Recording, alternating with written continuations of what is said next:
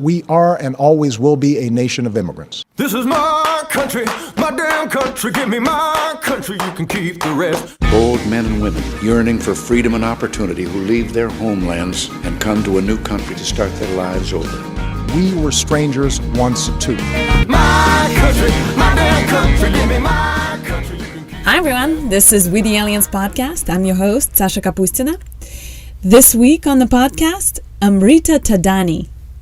Amrita is the founder of Neococo, a mission-driven apparel company that hires women refugees and displaced women who embroider Neococo shirts by hand. How cool is that? I don't know. I just have a soft spot for handmade stuff. Maybe it's because I grew up watching my mom and my grandma paint those traditional Russian wooden folk art toys, and I know how much work and how much heart goes into all that handmade stuff, and it just melts my heart when I think about it. There's something very comforting and warm in that image of women making things. Anyway, in this conversation, we talk about a bunch of things, but one of the big themes that came up is the theme of community. And it reminded me of how in the ancient times, exile used to be the hardest punishment because it was essentially a death sentence because you couldn't survive without your tribe. In those days, like, you can't kill a mammoth by yourself. And of course, it's not as harsh in the modern world. You can get a job. You don't have to kill a mammoth. But still, the loss of the community, loss of your tribe is one of the biggest sacrifices that every immigrant makes. And it's not just the obvious part. Obviously, you miss your parents, you miss your family, you miss your friends. But it's also the wider community, the network of connections that you totally take for granted. And that feeling of, oh, I'm starting this new thing, I'm going to call this friend and that friend, and they will probably know someone who's doing this thing, and they'll put me in touch with somebody. That just doesn't happen in immigration. At least not right away. It takes years to build these relationships from scratch. And I'm not just talking about how hard it is to get things done. Of course, if you hustle enough, you'll get it. But that feeling, it really cuts deep, because when you come here and you don't know anyone, you don't know who to trust, and they don't know you, and they don't know if they can trust you. And it's like an animal thing, that lack of trust in the environment, it kind of crystallizes into this feeling of unsafety, and you live with that for a long time while you're slowly building your new community. But here's the beautiful thing about being an immigrant. Yes, when you leave, you lose your tribe, and it's a loss that you may grieve for years. But you become part of this new tribe, immigrant tribe. And there will be someone who will reach out to you because they can see where you're at and they've been there. And it's kind of a universally understood thing among the immigrants. Like, I was helping a fellow Russian immigrant with something, and a friend asked me, so is she a friend, or are you just helping her because of the code? And I'm guilty of taking things literally a lot. So I'm like, what do you mean? What code? And he's like, well, the immigrant code. And it never occurred to me, but the immigrant code is a thing. Once you've gone through it, you cannot be indifferent to a fellow immigrant. I don't know. Is any of this familiar to you? Shoot me a note. I don't know. Tell me about your experience. Who helped you when you first got here? Anyway, Amrita's story is a beautiful example of all of that, and I'm rambling too much, so here's my chat with Amrita. Welcome, Amrita. Thank you for making time. Hi, thanks for having me. Yay. The first question that I ask everybody, how long have you been in the US and where did you come here from? I've been here over 10 years now. Yeah, I think in December I'm going to be completing 11 years. And I moved here from India. And what was your life back home like? Very comfortable. What was your family like? What was it? Where did you live? Which part of India? So I lived in a small town called Pune, and it's very close to Mumbai. Mumbai is the big city that everyone's very familiar with. But Pune is a small town, used to be a small town, not anymore, but I was born and I grew up there.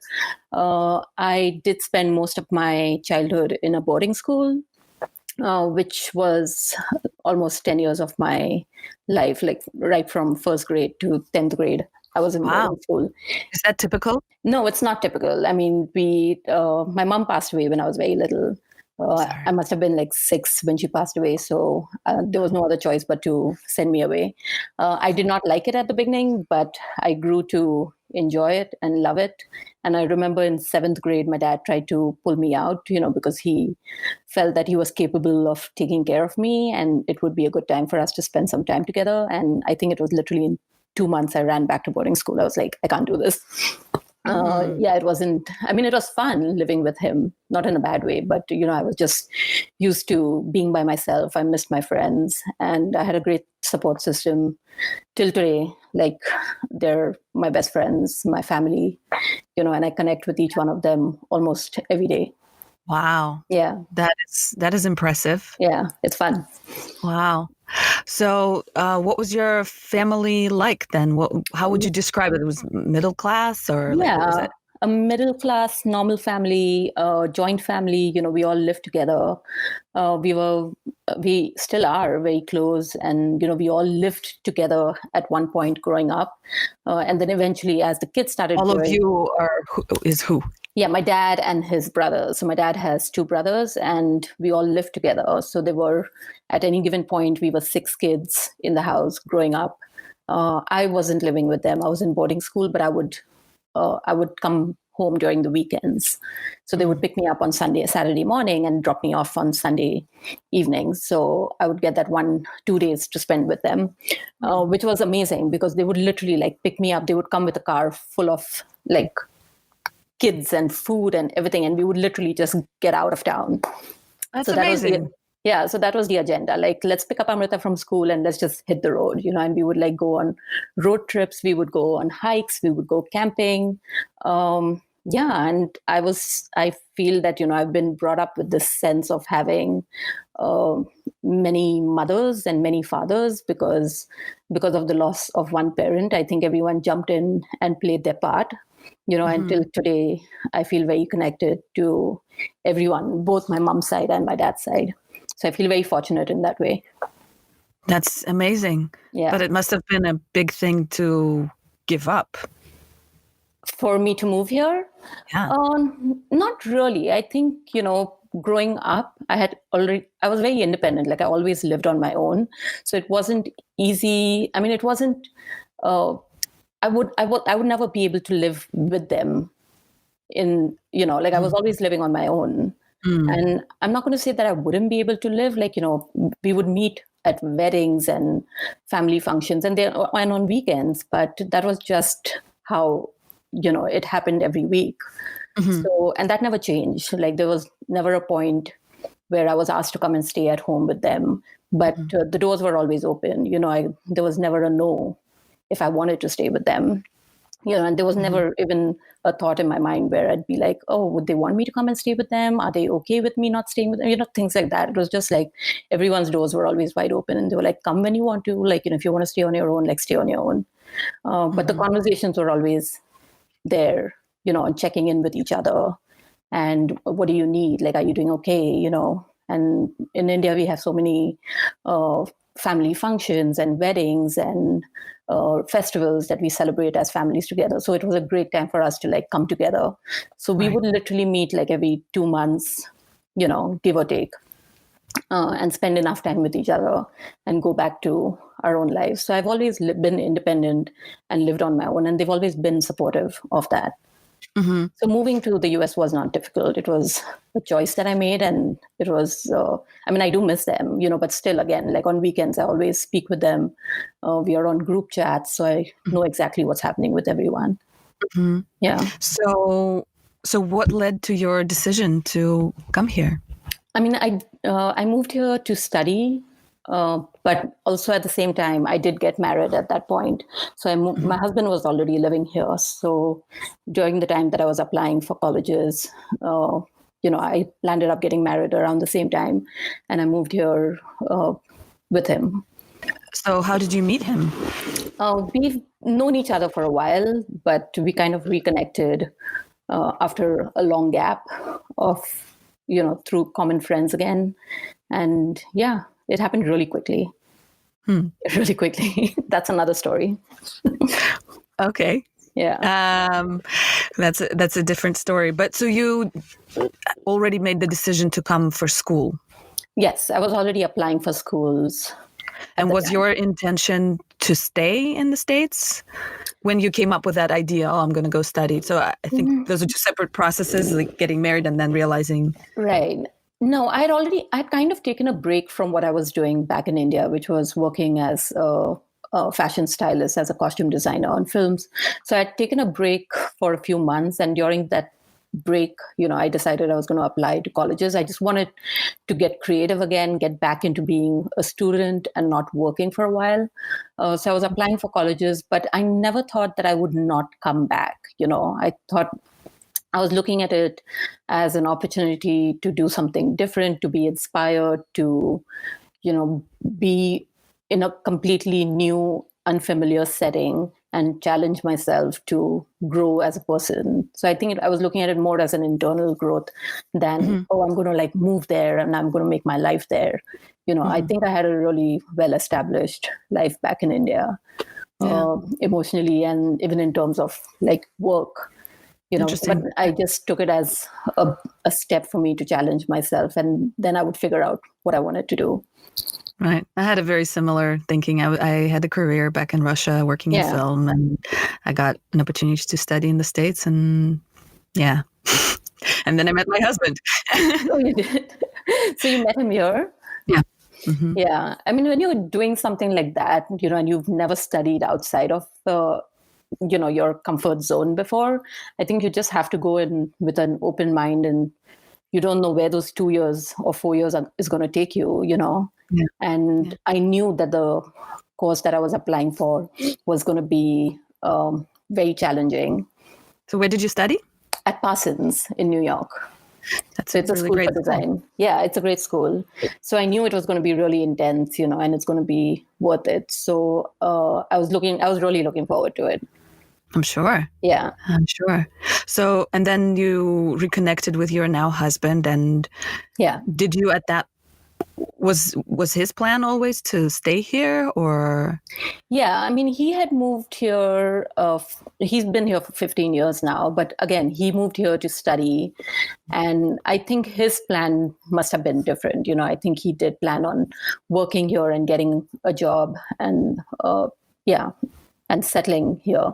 But again, I don't think the two of us are fixated on this place, and we're not we're never going to move anywhere else. We just literally plan 2 years at a time, and we're both looking at progressing and growing internally and with our work and as a family. Then are we going to buy a house here, and is this it?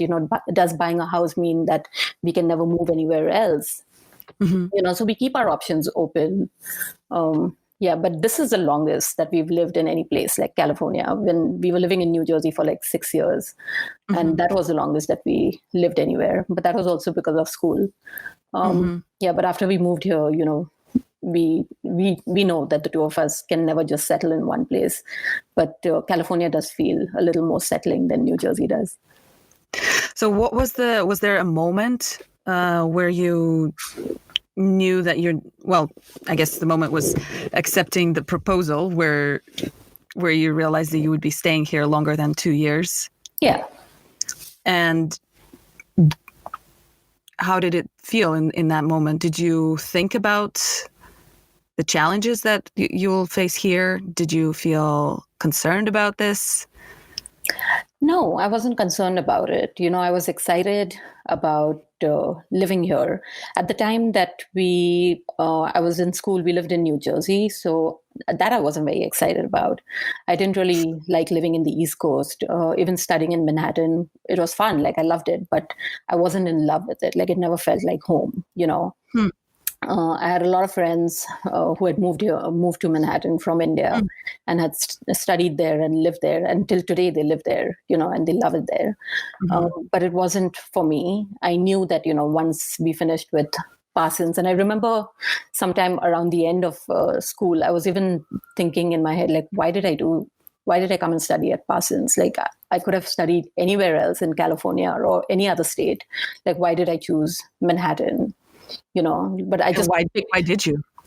I just picked like the best school, like the most challenging school. Like I knew Parsons would really challenge me, and it did. I mean, I don't know how the other schools are, but I know that Parsons really challenged me and made me look at different tiers of work that I could do, like when it came to like production or being involved with a design team and different kind of companies at different levels, a startup or an established company like DKNY or at that time Alexander Wang, so it gave me a really good understanding of working with different companies.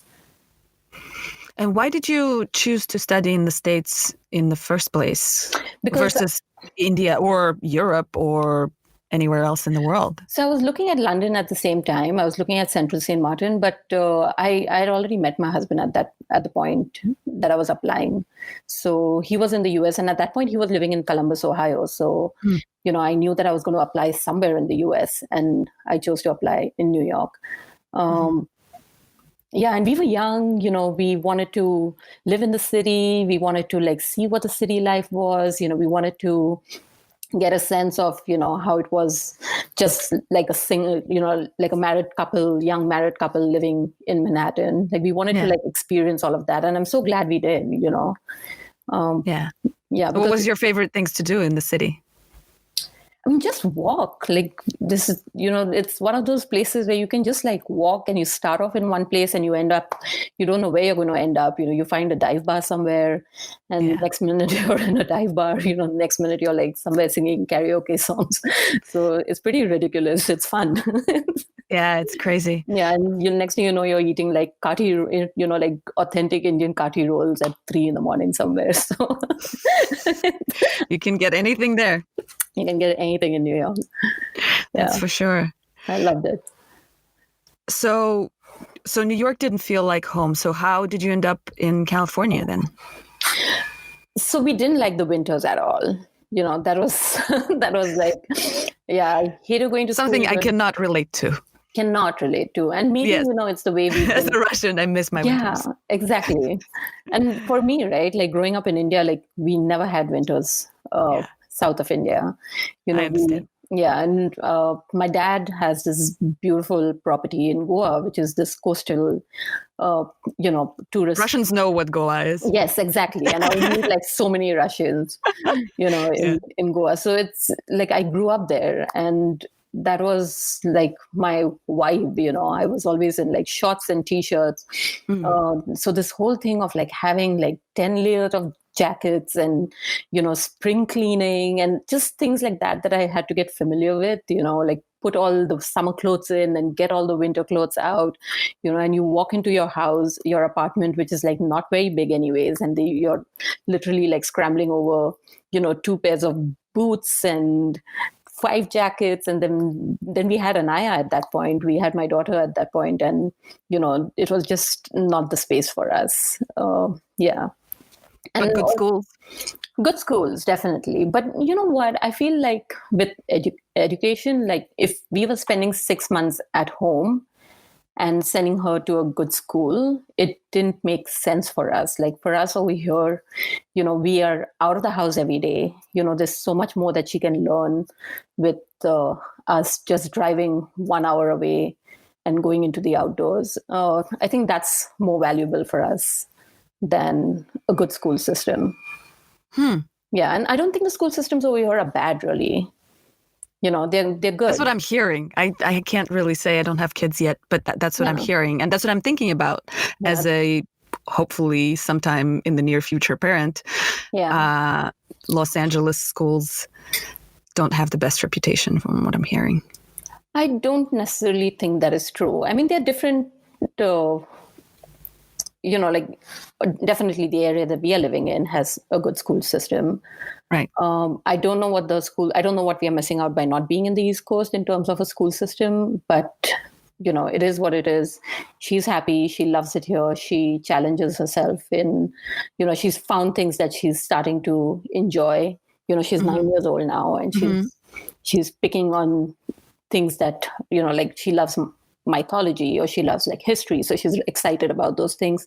So she's found something that she's excited about. And, that's where we want to challenge her, and if she's found it and if she's excited about it, then we're just going to, introduce as much as we can to her in that subject. But as kids, their interests keep changing. So it is what it is. Of course. Yeah. Yes. But so when you decided to start growing the family and started you had the baby, and what was your thinking about bringing her up here in the US? Yeah. So the fact that I was brought up in a boarding school plays like a really huge role in the way I bring her up, because there were no boundaries in terms of religion or caste system or race when I was in boarding school. So everyone was treated equally, and everyone came from different backgrounds. Like we had Hindus, we had Muslims, we had, kids who came from really well-to-do families, kids who didn't come from very well-to-do families, but none of that played any weight when we were all living together. That's amazing. And I love that. And so I just never had a sense of, it was always just accepting. So you get what you get and you accept it, and you learn to not accept it, but you can change the environment around you. And the work comes from within. So it was like a lot of, like you had to put in the work, to be a better friend, to be a negotiator, to be, like to look at something and take a step back and, think about it, so that's how I kind of live my life and continue to live my life. But when I did get out of boarding school, suddenly there was this thing of like, oh, you cannot hang around with her. Like she's Muslim. And I'm like, what are you talking about? Like, she's like my best friend. I've been hanging around with her for like 10 years of my life. So things like that started to come up, and I just never agreed with it because, I had already formed my core group of friends, and I was taking them with me everywhere I went. So even when I'm bringing up Anaya, like it's always about like, being accepting of everyone, like so we do try. And I mean, me and my husband are not very religious in that way. So, is it typical for Indian family to do what? To be not religious? Not really. No. I mean, I feel like every family has faith or, in something, right? Yes. Yeah. So I'm a little more different than other kids in general, I would say. I don't know. Maybe it's because of the fact that I was in a boarding school, and it was a strict convent school. So convent school? Yeah, How do you mean? so like a Christian school. So kids who practice Christianity went to church on Sundays, but majority of the kids were Hindus. So we didn't go to church, So only the kids who were Christian went to church. So you grew up kind of Hindu culturally? Yeah. Okay. Yeah, but like what does that mean? What does Hinduism mean? Yeah. What is Hinduism? In just like most basic terms for somebody who doesn't know what Hinduism is, what are the main ideas? that you grew up with? So in Hinduism, the way I look at it is, that's a very tough question. I'm not sure I'm going to be able to answer that. Well, what did it give you? What did it shape in you? Yeah, definitely. I mean, like acceptance of, people, of communities, of, being open-minded, being able to have equal, rights, as your brothers and your sisters. It wasn't like, oh, because you're a girl, in a Hindu family that you cannot like study. Like parents, I think, pushed their kids and treated them equally to do much more. So is in Indian society, are there other groups that limit girls? I think culturally, yes. Mm-hmm. It's always an expectation of the boys. And I'm not saying in Hindus it's not, like, there's always an expectation of the boys to take on the main role. I think it's culturally everywhere in the world. Yeah. And it's culturally Do you everywhere. have brothers? Yes, I have an older brother.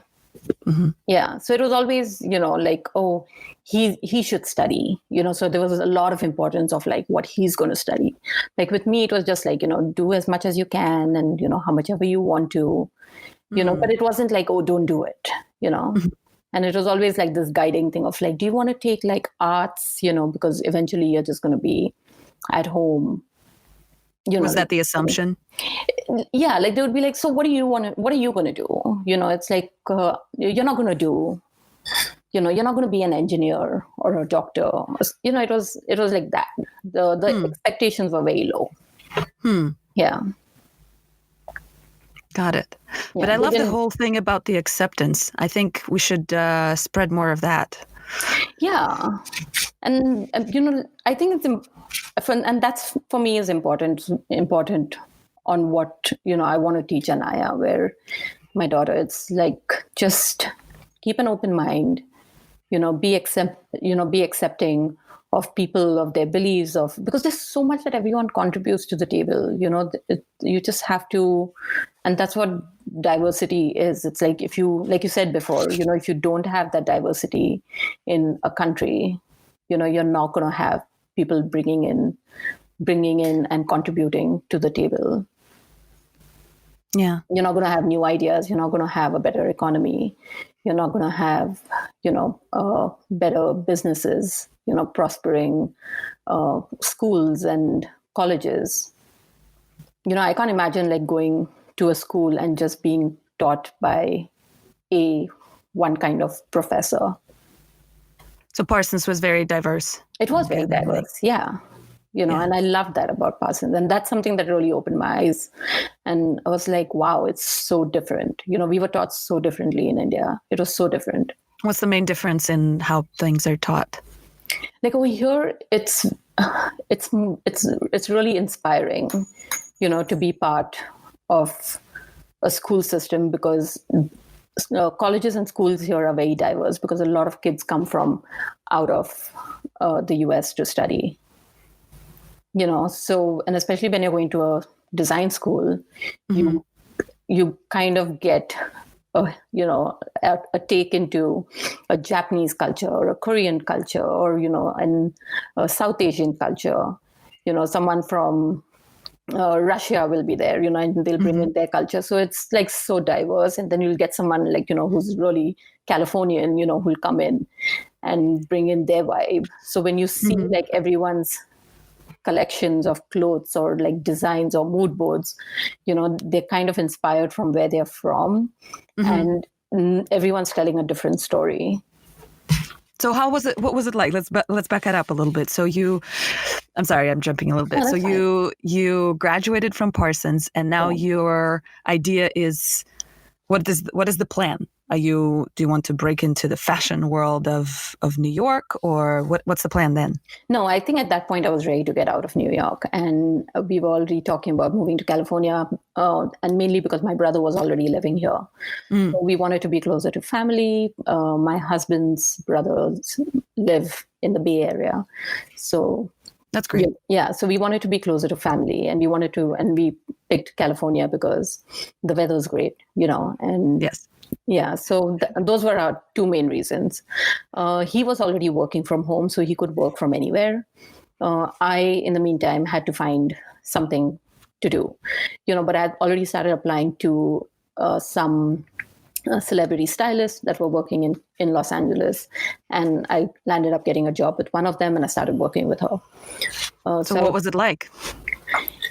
It was a whole new world. I mean, like, I was working with like Kylie Jenner and Tracy Ellis Ross, like celebrities that I had never, I had just seen them in magazines, but I had never like met them. And yeah, it was amazing. It was a lot of work. It was a lot of schlepping. But I didn't enjoy it as much, because I wasn't working. It wasn't my passion. Like, I didn't really. What exactly were you doing that wasn't your passion? Like making a lot of pulls from showrooms, like getting their outfits together, like creating a style for them.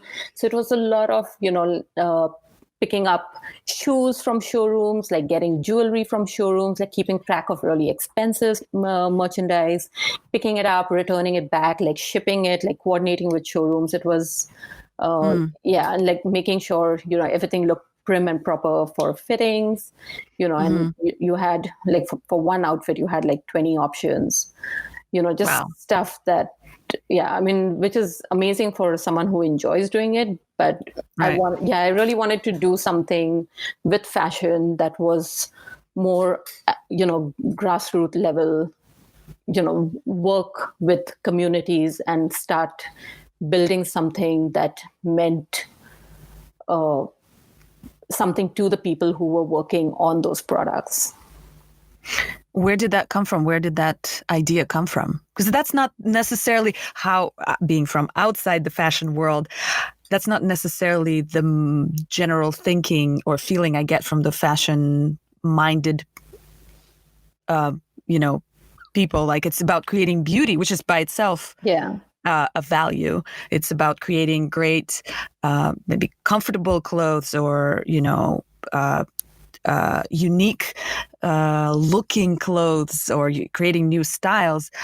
It seems like your focus is in the community. So where did that come from?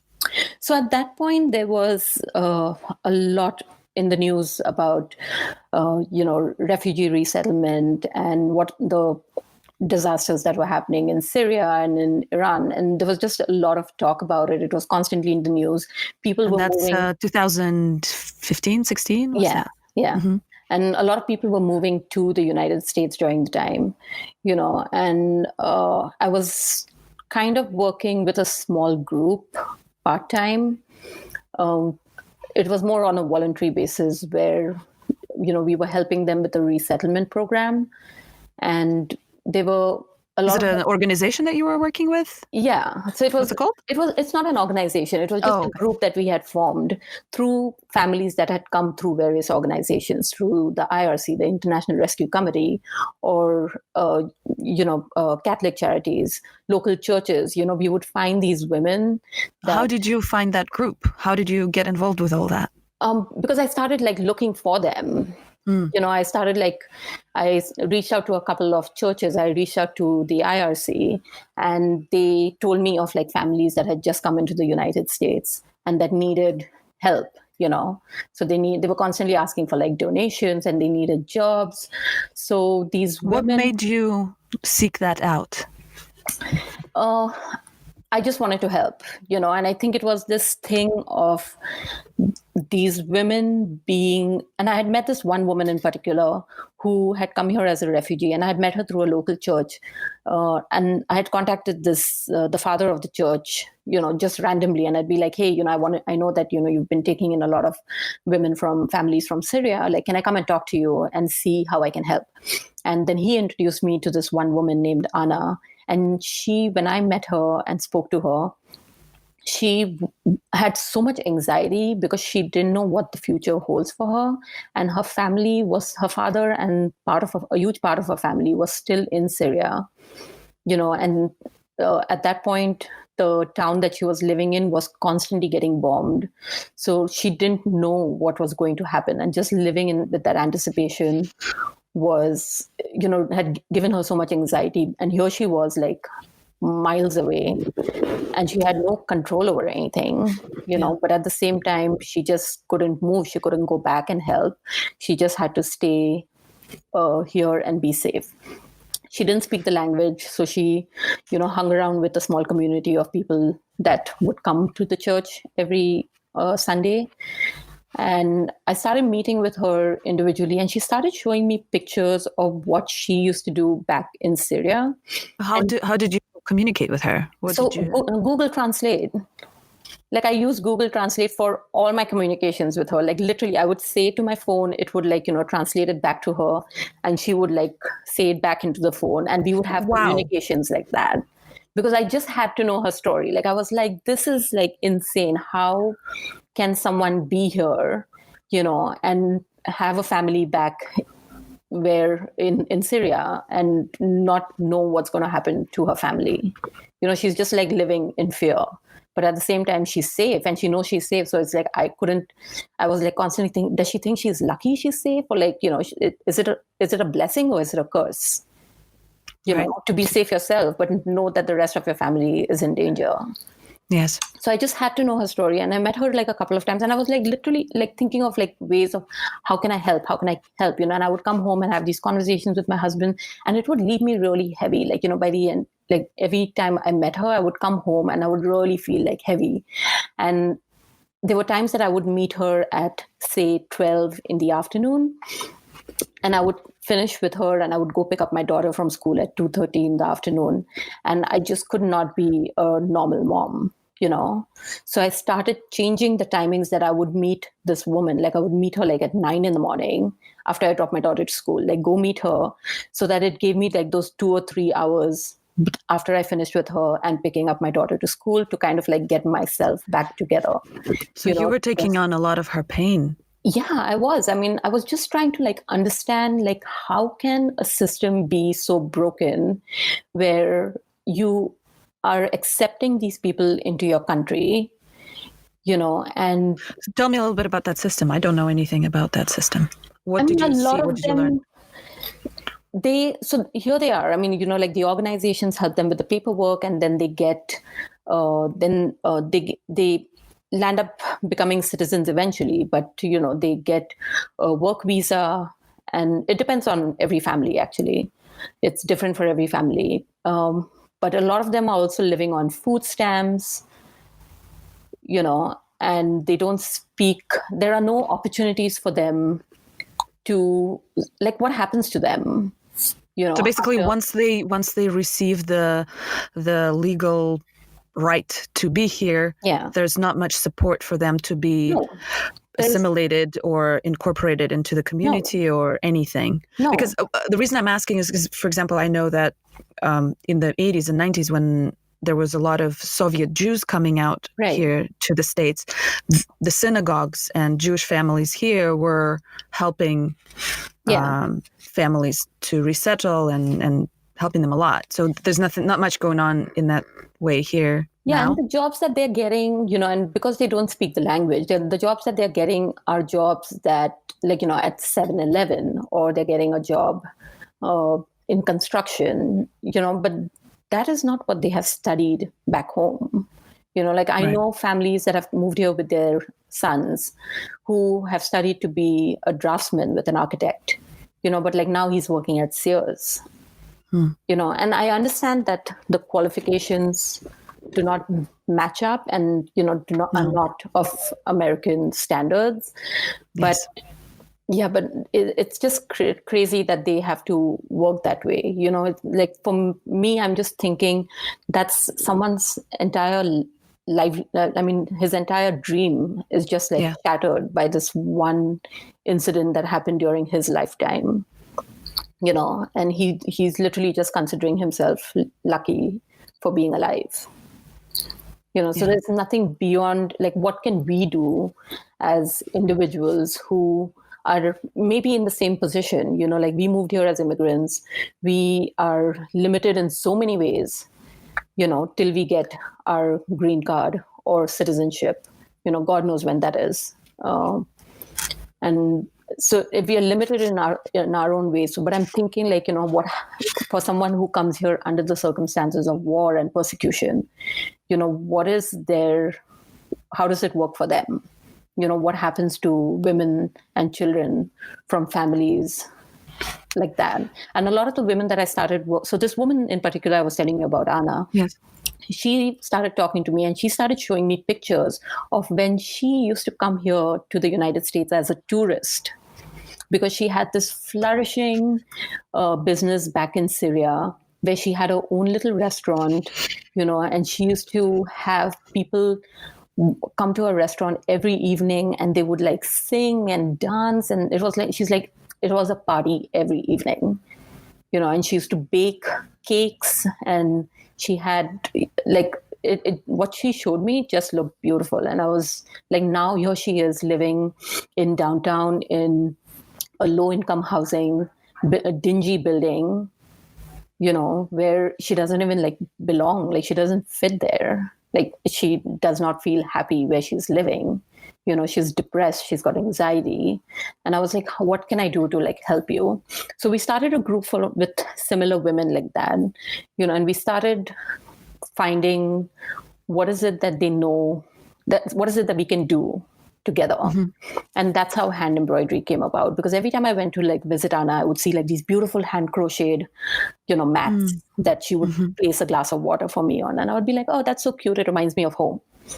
Mm-hmm. And then there was another woman from Iran whose house I went to, and she had this crocheted fabric that she had just put on top of her little television. And I was like, that's so funny. It reminds me of my grandfather's place. That's how he used to cover his television. So I started finding connecting all these dots. And I was like, there's this one thing that we have in common is hand embroidery. Culturally, all of us just know how to hand embroider stuff, do stuff with our hands.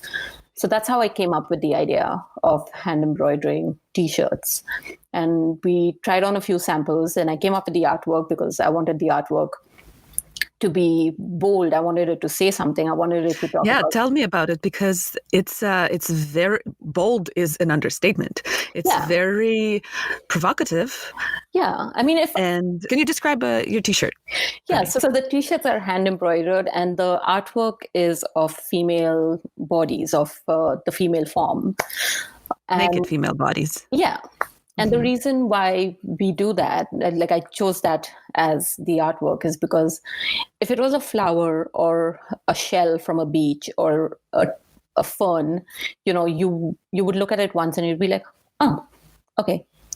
But if you see a female form, you look at it and you're going to give it a second look and you're going to be like, what is that? 100%. Is that hand embroidered? Who made that? And where did you get this from? And it starts a conversation which we want. So we want our T-shirts to be conversation starters, and we want people to talk about who made this T-shirt. Why did you choose a woman's female form as the artwork? We want people to talk about the issues of resettlement, women coming here and the suppression and the fact that just because they are now in the United States doesn't mean that it's easy for them. It's a challenge. They still have to, they're still looking for work. A lot of them are going through anxiety. A lot of them are depressed. A lot of them don't know what to do. They just feel like, is this another place where I'm stuck? Yeah. And they're still not free. And I do not have women in my team telling me that they do not want to hand embroider the artwork, because I feel somewhere it gives them that sense of freedom, where they feel that the artwork is representative of the conversations that they want people to have around women's issues. How many people do you have?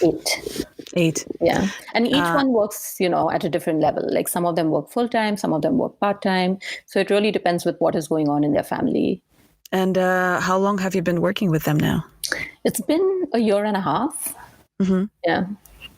And did you gather the group? And this was the group from the very beginning, the 8 people, or were the people coming in, or how did it work? Yeah, I mean, we started with 2 women, and at this point, we have 8 that work. 6 of them work with me full time, and the 2 of them are part time.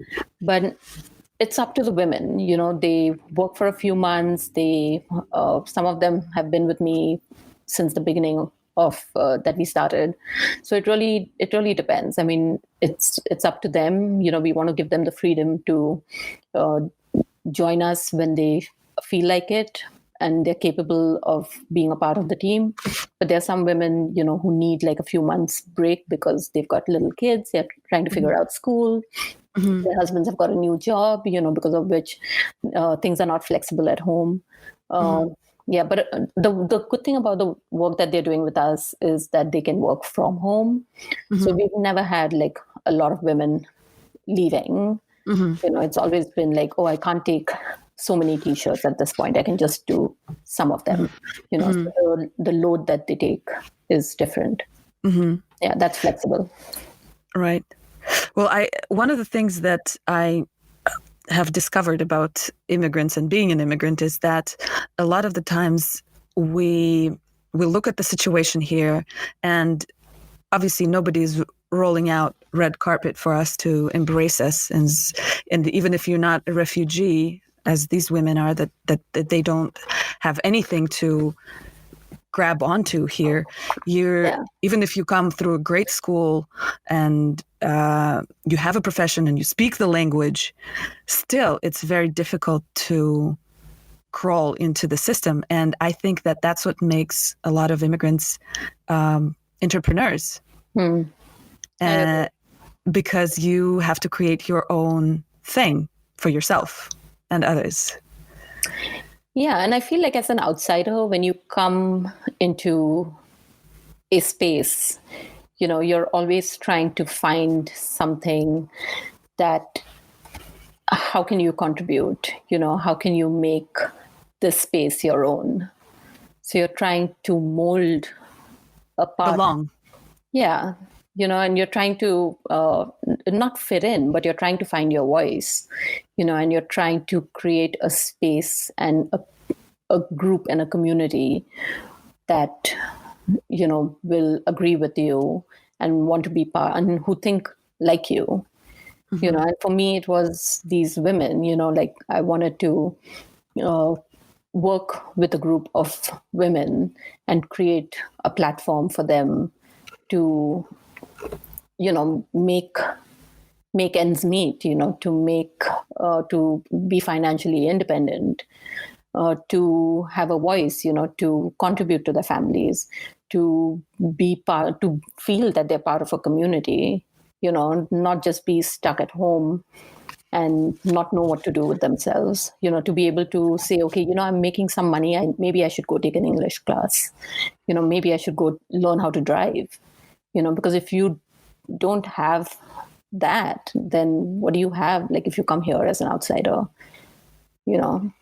So did you personally feel like an outsider?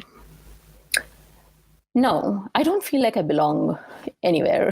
I feel I'm like a butterfly. I can just, I don't think that much about whether I fit in or, I don't like, I do manage to find friends, and I do I don't have that. I don't feel like an outsider. But it doesn't feel like home either. Like tomorrow, if I felt like we need to move elsewhere and move there, then I would say, okay, let's do it. I'd take it up as a challenge and be like, I am ready to move. But right now I want to stay where I am because I feel like I've started doing something that I'm really passionate about, and I want to see this grow. So how do you see it? What is the vision? So we definitely want to hire more women. That's the mission behind what we are doing. But at the How do same you time, how do you fund it? How do you grow it? so all the t-shirts that we make, we sell our t-shirts, and it's 100% of the revenue is directed back into the company, where we are able to, train and hire more women refugees or displaced women. We've even started working with a lot of homeless shelters. So a lot of women in general that have been displaced or, have been asked to leave their country for whatever reasons are now working with us. So it's about creating that platform for them, to make sure that they are working, they have a sense of purpose, creating beautiful t-shirts, with artwork that sparks conversations around women's issues and women's rights. And we want people to look at a Neococo a t-shirt and look at the artwork and say, oh, that's a Neococo t-shirt, yeah. And You definitely have that. Yeah, I hope so. I hope Yes. so. I mean, yeah, I know that nobody's doing the kind of stuff that we're doing, especially not when it comes to hand embroidery. So it's good to know that, we found a good group of women to work with, and they're excited about working with us every day. I'm excited to get to work every day. And we want to make broaden the products, from t-shirts, we moved to sweatshirts, and we have new stuff coming up pretty next month. So we want to keep it growing. But we definitely want it to be fashion focused, because we want the clothes to look high end. We want the clothes to look expensive and well made. And we make everything in Los Angeles. Everything is sourced here, manufactured here. So we are reducing carbon footprint. All the fabric is made locally in the United States. And our packaging is from here. Everything is made here in LA. That's LA forward. That's LA forward. I love that. So hold on. Well, so you mentioned that's one of those things that I noticed when I looked at your stuff. It definitely looks. It's handmade. Obviously, that by default puts it in a higher price bracket. But it's definitely not the most affordable apparel. Was that a conscious decision? It was. I mean, hand embroidery itself is time consuming. So it takes it takes time for them to hand embroider one t-shirt, and we make sure that they're paid fairly. So we want to, that is a criteria for us. So when it comes to, and if you want something that is locally made, made here in the United States, we are working with women, trying to empower them, and give them a platform where and a safe environment for them to work in. That's the price you're going to pay. It's not a printed t-shirt. Yeah, and that actually, I went through that thought process that you just explained, and I thought about how, it actually reminds of the real cost of labor, because we are so spoiled and used to these $5 t-shirts that come from Bangladesh, where people work in completely inhumane environment, unsafe, and getting paid pennies, if that, for their work.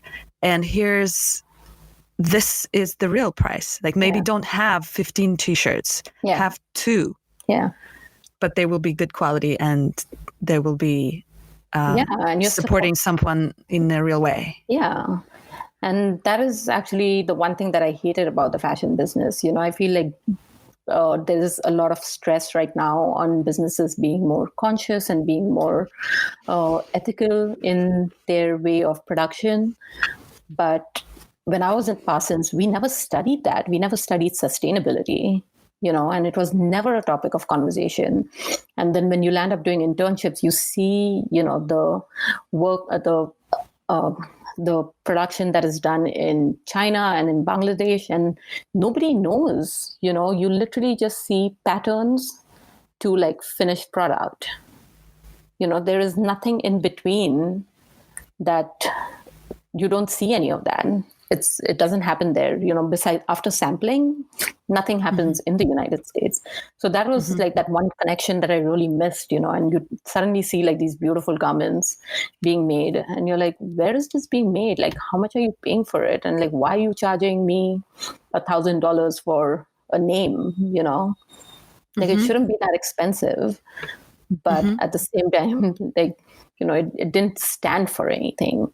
I was like, you're literally. That was always my problem with the fashion world, that wastefulness and paying for name, paying for the you're tag. paying for a name, and you're paying for like a corporate setup. You're literally like paying people in your office that has, like, for what? Like, I don't see anyone working on the garments.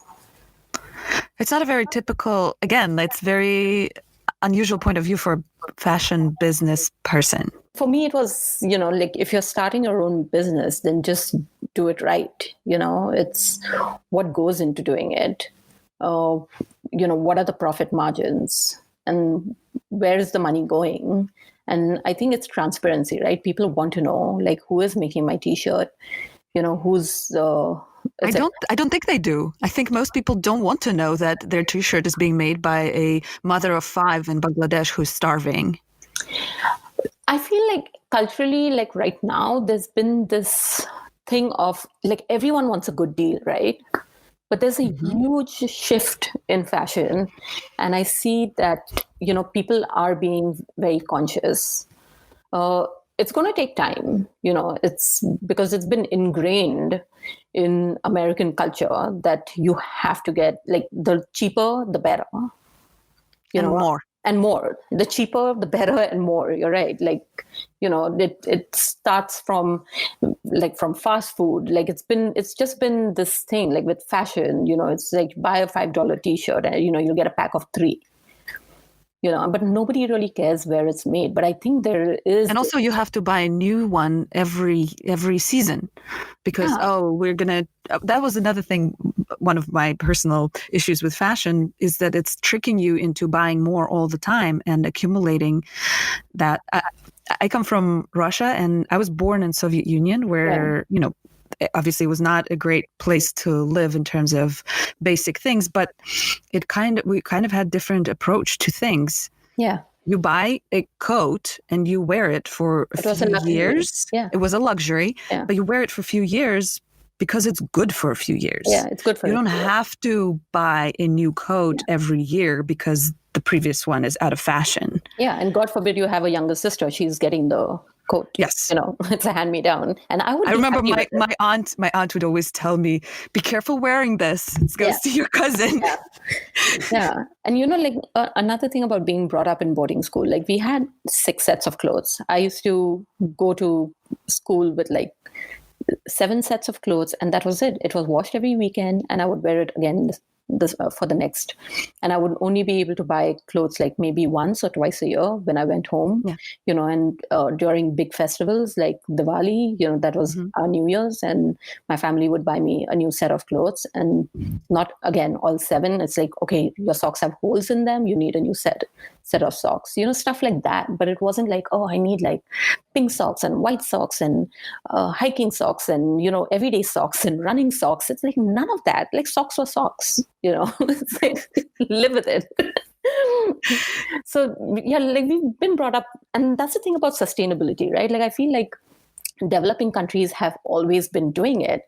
Like here in the US, like, it's just been marketed and it's been presented to people, rebranded. The term sustainability has been marketed and rebranded to people, giving them a completely different outlook of... How do you mean?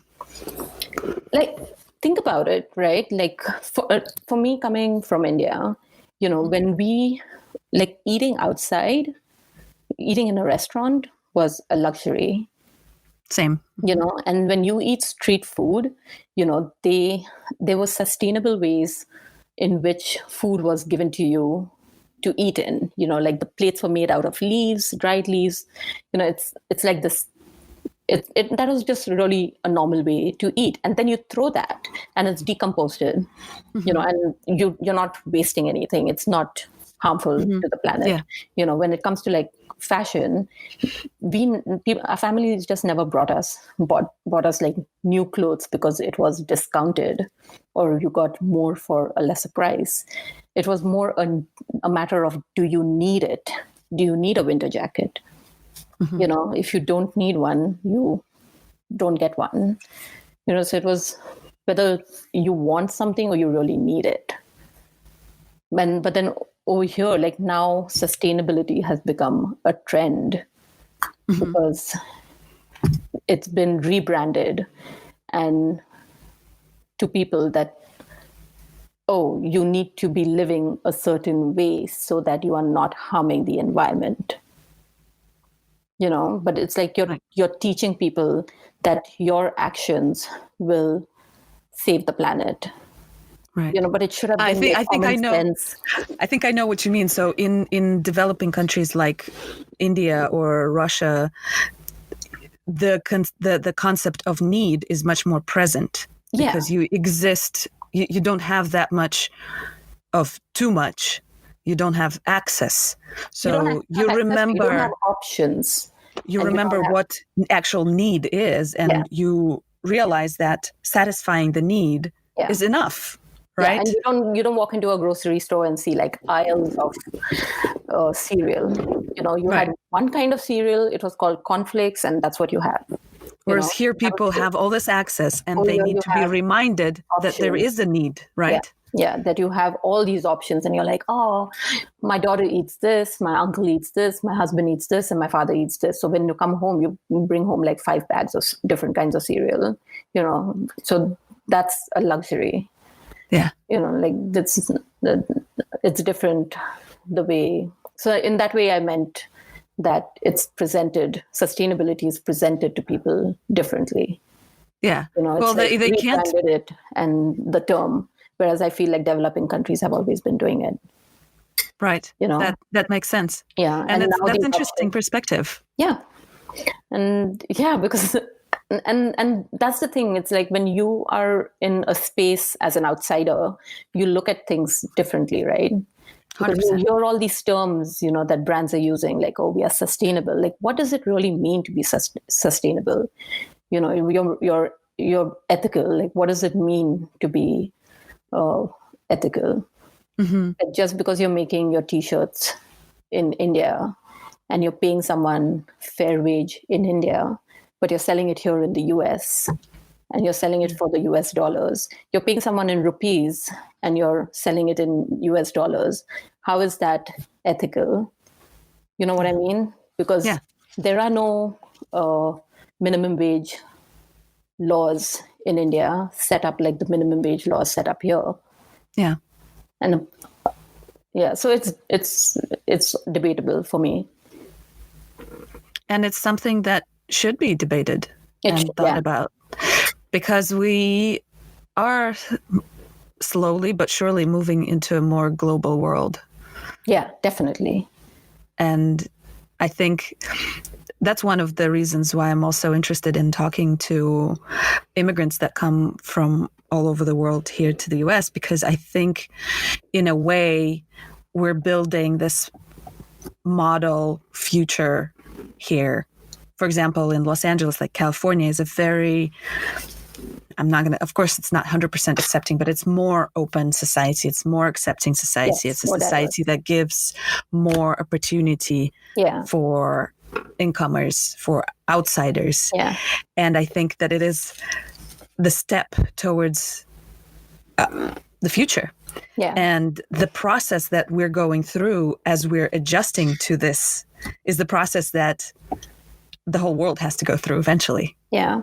You know, and it's this really small thing that my daughter actually said it when she was, I think, 3 years old or something. She was like pulled up on stage in New York, one of these Broadway shows. By the end of it, like, you know, she was pulled up on stage to like just stand in line, and they were asking 5 or 6 kids something. And when it came to her turn, like they asked her, they're like, where are you from? You know, and she said, planet Earth. And it just like blew my mind, because I was like, that's exactly what it is. You know, you're a global citizen.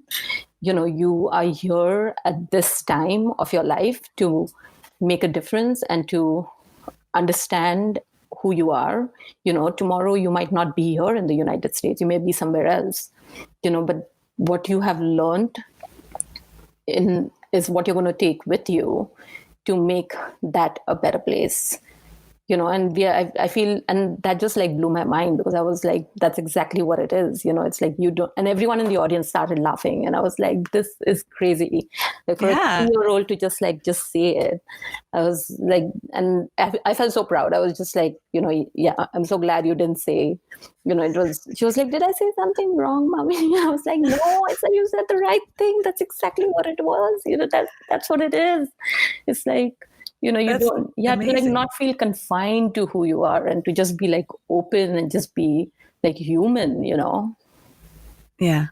So I think that's so important, and you learn the biggest lessons through kids, I feel. Well, and obviously she learned at a very young age. Somehow she picked that up. Yeah. So where do you think this came from? Because we just never ever told, had those conversations with her, oh, you're Indian or living in the US, or you're American because you're born here.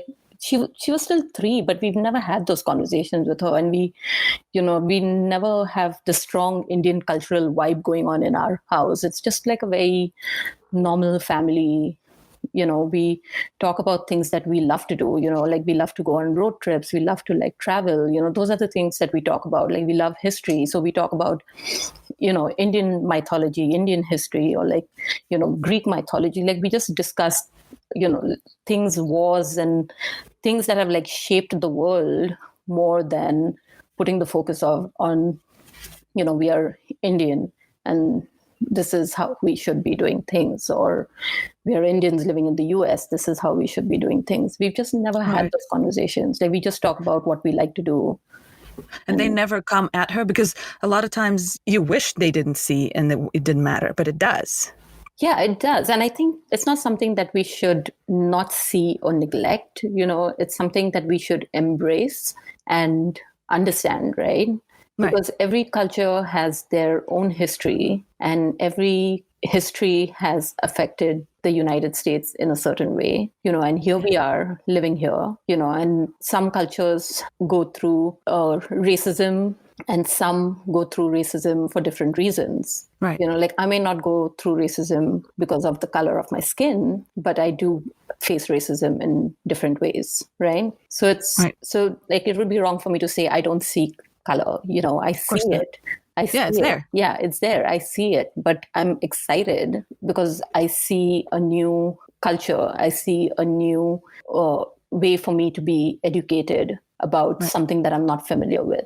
So I'm excited to embrace that. In that same way, and it's interesting how every question that I ask, you kind of take it into your desire to accept and learn about the outside world. My question actually was about your personal experience as an Indian in the US, and we were talking about your daughter growing up here as an Indian. Yeah. Is there something that is challenging in that experience? A lot of it stems from people being ignorant, but I get it because, I feel that India is so diverse, and it is literally 4 countries in one country. So I don't expect people to have that knowledge about what it is all about. So a lot of it is about people being ignorant and saying ignorant things, and like what? All Indians are don't eat meat because of religion. All Indians have an elephant in their backyard, or just things like that. Russians have bears. That's the thing. Yeah. Oh, see, I didn't know that. You learn something new every day. I need to look it up. So, yep. Yeah. So things like that. It's just being ignorant about, the culture. And I feel like India is so diverse that I don't really blame people for being ignorant, because the country itself is so diverse, and within every religion there are different sects of religions. Mm-hmm. So I think it is so diverse, and it is so complicating. It's very complicating for someone to understand it as a whole. But I feel like on a human level, if I'm talking to you, like if I don't understand something, I would take that step back, and I'm going to want to educate myself through you or through the internet, and then then say something. Yeah, but that's not how people do it usually. Instead of taking a step back, they take a step forward and say, Yeah. you know what, you should Yeah. blah, blah, blah. Yeah. And you should be blah, blah, blah. Yeah. I mean, I've had people like, every time I go to India and come back, they'd be like, hey, so did you ride an elephant? And I was like, what are you talking about? Just like random stuff. Like, and do you not eat meat because you're Hindu, or just being very assumptuous, and so it's a conversation. I think there's still a lot for people to learn, and you're right, because it's the world is getting smaller. People are living in more diverse communities now than before. I don't know if my friends that I have here living in Los Angeles, like when we have Diwali parties and we call everyone over, it's crazy. I feel like we've got 7 or 10 different cultures and people from different countries coming into our house, and everyone's trying to dress up in Indian clothes because they want to celebrate our New Year with us, which is amazing, and I'm like, where did you get that kurta from? And they'd be like, oh, I made this trip to India back in the day and I got it, someone gifted it to me, and it's crazy. It's like you hear all these amazing stories and you're like, wow, we've got Japanese friends, like friends from Europe, they'll all come wearing Indian clothes, and it's really cute. Interesting. You mentioned that you have all kinds of different friends, and that's another thing that I hear from a lot of immigrants is that a lot of us make friends more with other immigrants, or easier, rather than with locals. Was that your experience also? I wouldn't say that was true of me. I think we've got a lot of American friends as well, and we have a lot of Indian friends as well. But it is definitely a diverse group. That's cool. Yeah. So what do you think was the hardest thing I'm not going to even say than becoming American, because I guess that's not really what happened for you. Do you feel that you become American? I mean, I'm sure when my family, my family meets me, like, yes, in a lot of ways. I feel when you grow up, and especially when you've had kids in this country, your sense of protection and the way you were brought up and the way you're protecting your kids now is very different from the way we were brought up. So yes, when I do take my daughter to India, I feel that my family is a little more carefree with her than I am, because I know that she is not brought up there, so she does not know how to navigate her way around things. She's not as street smart as we were when we were growing up. And that's my fear as a parent. But that's something that they would pick up on and be like, oh, you're so Americanized. But it's great that she's getting introduced to that idea at the young age of being street smart too, of seeing that's a different skill. Yeah, that's a different skill. But another thing, is like she just thinks that, oh, she can just like take off. When we are in India at my dad's, my dad has this beautiful farmhouse, and every time we go there, she thinks like, she can just like run off for a mile without having anyone with her. But I constantly have to remind her, this is not us back home. It's not, you can't just like go anywhere without telling us. You need to like inform us. So there are like all these things, and that's what family picks up on. But I don't think anyone has ever said, oh, like you're Americanized, But it is definitely, I see that it's different, the way we are bringing her up than the way we were brought up. Maybe also, the fact that we were brought up in a joint family. So we always had cousins with us, and at any given point, we were like 6 or 7 kids together.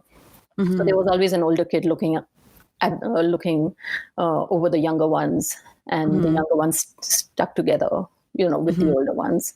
So we kind of like were in a group, so it was safer. Like now, even though I have a lot of family and a lot of cousins back home with kids the same age as my daughters, it's like when we go to India, they're all really busy with their work, so we don't get a lot of time to like be with each other. But when we do, it's different for her as well. She doesn't know them that well. She has to, they have a hard time understanding what she's saying. She's different in that way.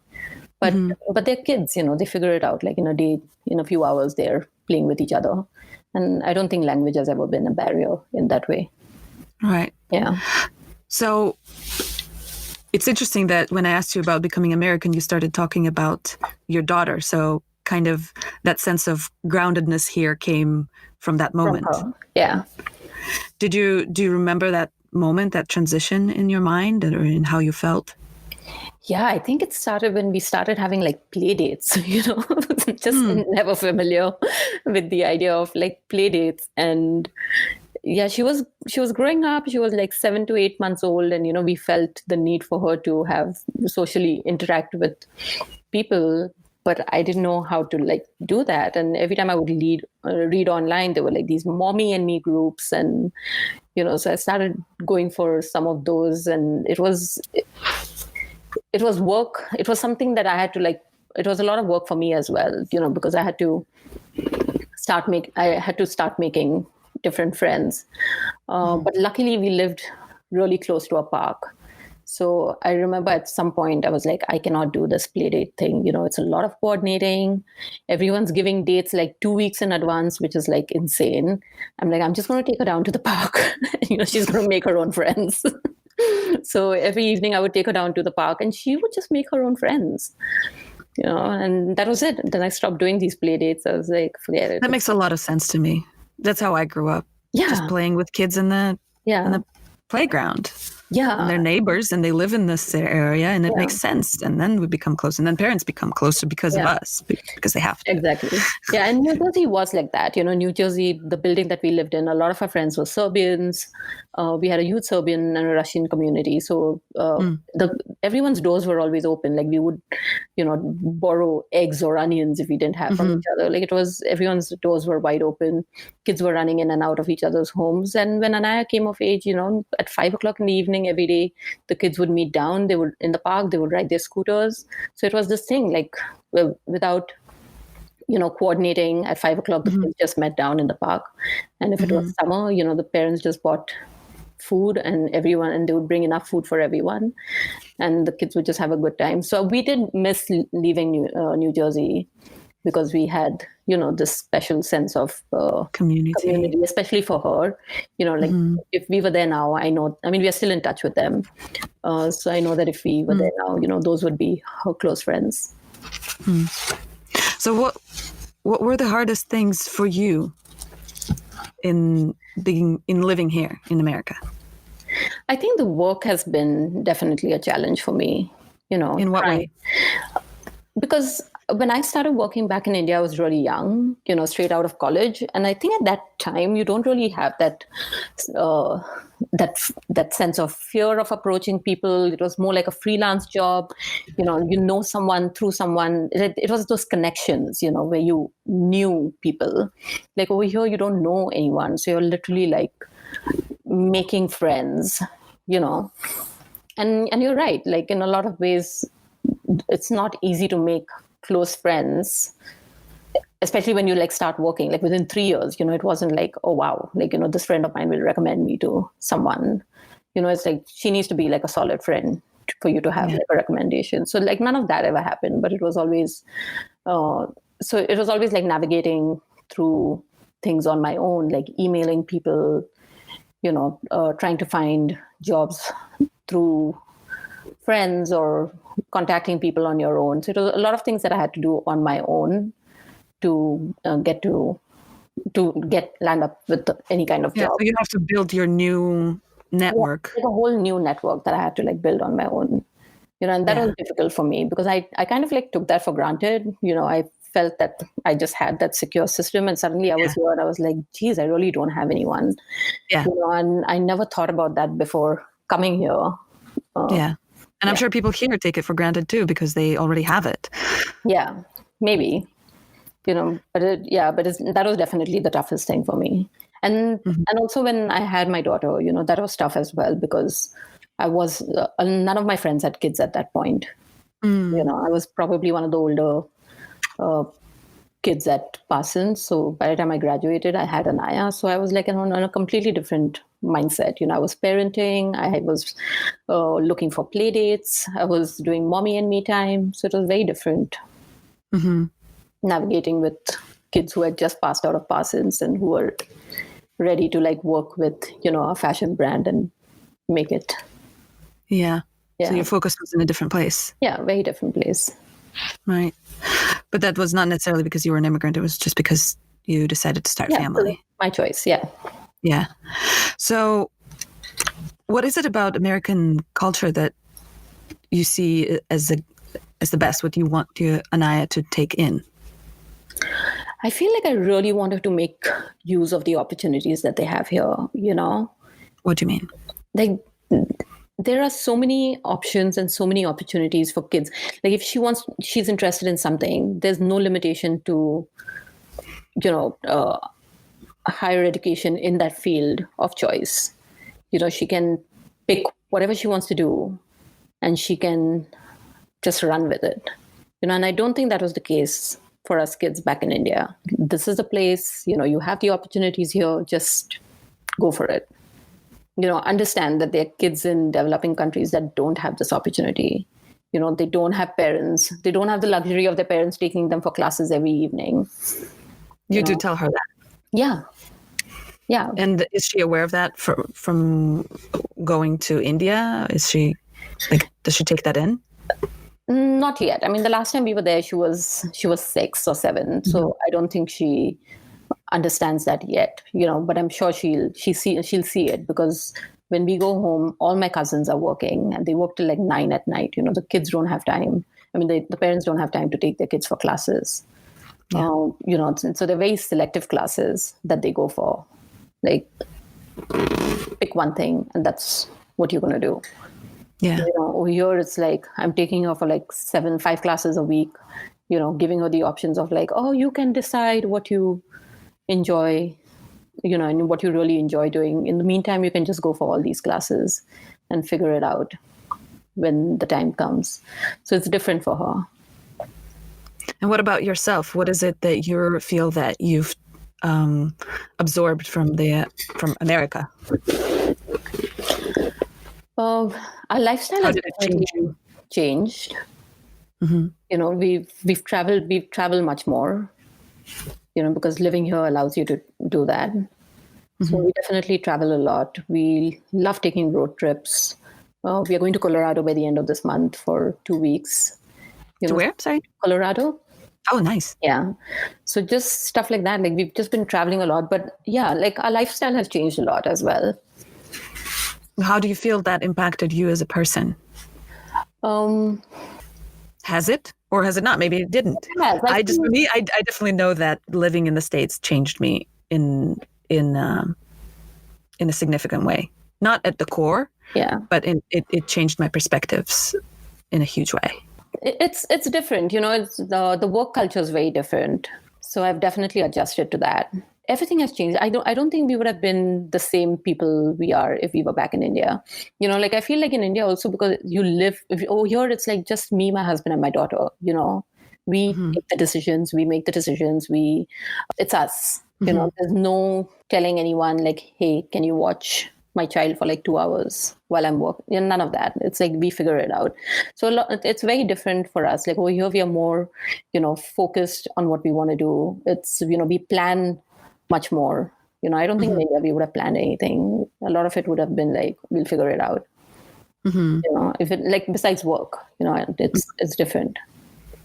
And in terms of how you see the world or society or your place in the society, do you feel that has changed? Yeah, because you're living here, you're living in such a diverse place. It's different, I love it. This feels very me. Was there a moment, was there a certain story that happened to you that made you feel that way? No. I definitely know that it feels very comfortable for me to be here in Los Angeles with people, because I feel people are very accepting of who I am, the ideas that I bring to the table. They are willing to listen. You have all good ideas. I like your ideas. Yeah, thank you. and it's a more accepting society. So, and that's what I love. I love being Compared to here. India? Compared to India, yeah. India, I feel, is getting diverse. Like now, there are a lot of people, and that only in like bigger cities. So yes, but over here, I love that. It's like I love having friends from different countries and celebrating different cultures, and I love having our kids hang out with each other, and celebrate with each other. The fact that this place is way more diverse makes me feel at home. I needed that.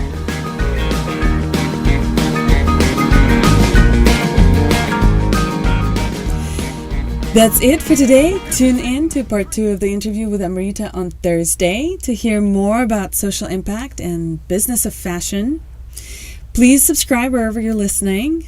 Leave us a review. Follow us on social media. Let me know what you think. Tell me about your experience with the immigrant code. Also, by the way, you can buy a Neococo mask. It's not hand embroidered, but it is handmade. Go to neococo.com, and the money you spend goes to support women, refugees, and displaced women of Neococo.